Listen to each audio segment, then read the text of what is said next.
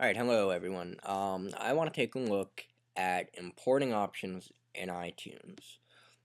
Just so you know, we're going to start off with the latest and greatest version of iTunes, iTunes 10. Alright, so importing. We're talking about importing CDs, obviously. As you probably know, you can buy things off the iTunes Store. Let's take a look at something bought off the iTunes Store. American Idiot. Let's see, get info. Notice it's a purchased AAC audio file. It's 6 megabytes and bitrate is 256 kilobits per second. And you see the kilohertz. They don't kill. I hope not. So you can see that it's a very small audio file. And it's got a pretty good bitrate. It's gonna sound great for most people, but if you have it on a CD, for example, and that doesn't mean burning that file to a CD and then importing it, because it's still going to maintain the original quality, which is the AAC format, which I showed you. Instead, if you have a CD collection like I do, meaning an actual CD that you purchased from a store like Best Buy or Amazon, the physical disc, not handmade from someone's computer, the actual disc, it contains much higher quality audio. Now, the great thing about AAC is it doesn't take up much space and it's pretty good sounding. And that's how they measure the capacity, for example, on iPods, 2,000 songs for 4 gigs. That's using AAC format. But if you use actual CDs and you're an audiophile like me, and you have very nice audio equipment like nice Boston acoustic speakers and Yamaha receivers and nice headphones and stuff, although I don't know how good the iPod amplifier is internally anyway, so the headphones may not matter, you'll probably want to import the disc so you can get the full quality. To do this, head over to, now first thing to notice here is when you right click, you hear how it says create AAC version. That you can do to any format that's in here. Let's head over to iTunes and preferences. Head over to import settings. Import using, now you have the following option. Now note, this is iTunes Plus, that's the setting of it. That is basically importing your audio CDs to match the same quality of audio purchased off the iTunes Store. You have AAC, AIFF, Apple Lossless Encoder, MP3, and WAV.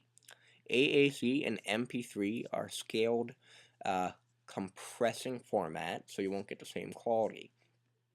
Apple Lossless Encoder is like a zip file. It makes the file smaller, but it keeps the same quality. However, it's still going to be bigger in size than AAC.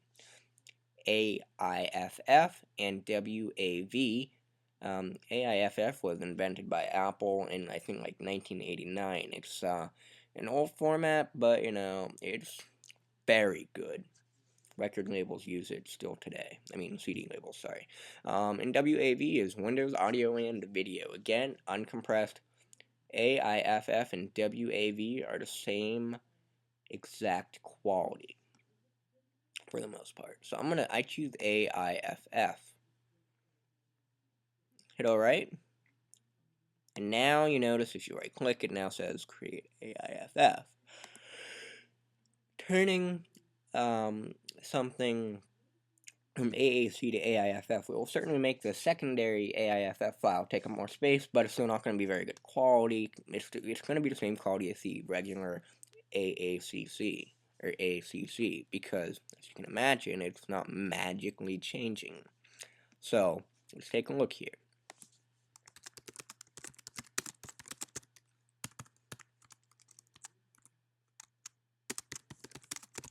Alright, so we have the Best of John Denver here. Boom. Right click. Get info. AAC audio file. 8.3 megabytes. Woody woot. Incredible. Great. No one cares. Screenshot of that window. It sounds decent. But it's not the best it can be. So we're gonna I had it set to AAC before, so we're going to move it to the trash and get rid of it. Let's import a reel. Well, not a reel. Let's just import the disk again. And we're going to import it in the AIFF. That's AIFF. Yes. So now it's going to import this into a much, much larger file size. We'll just let it import Rocky Mountain High first.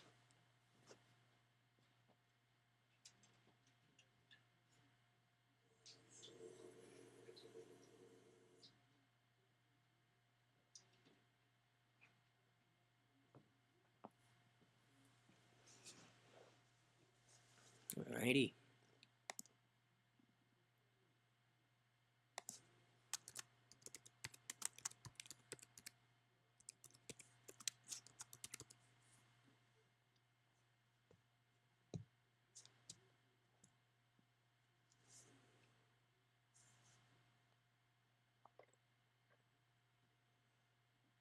Again, get info. Just so we can compare the difference. Now, this is if we were to see what this sounds like. With typical computer speakers, you probably won't notice much of a difference. So, yeah. To figure out what happened to the other one. Okay, alright, so here we go. Alright, so you'll notice this is the first one. AAC, 8.3 megabytes, 256 kbps, variable bitrate. And then, boom. Now, you'll notice here, the bitrate has been dramatically increased, and so has the size of the quality of the file. Well, complexity profile doesn't show here, don't need to, but it's a lot better quality.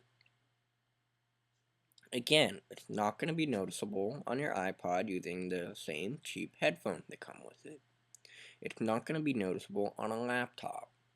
It's going to be noticeable on a nice high-end stereo or a good amplifier with great headphones.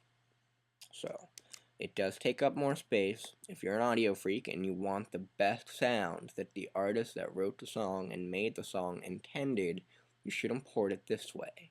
You can also use the Apple lossless encoder or WAV.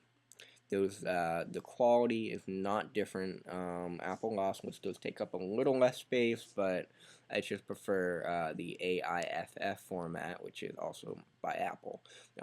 It's just that way, it's more standard, more, what do you say? Yeah, audio players support that format beside iTunes. So, I hope that gave you some helpful information.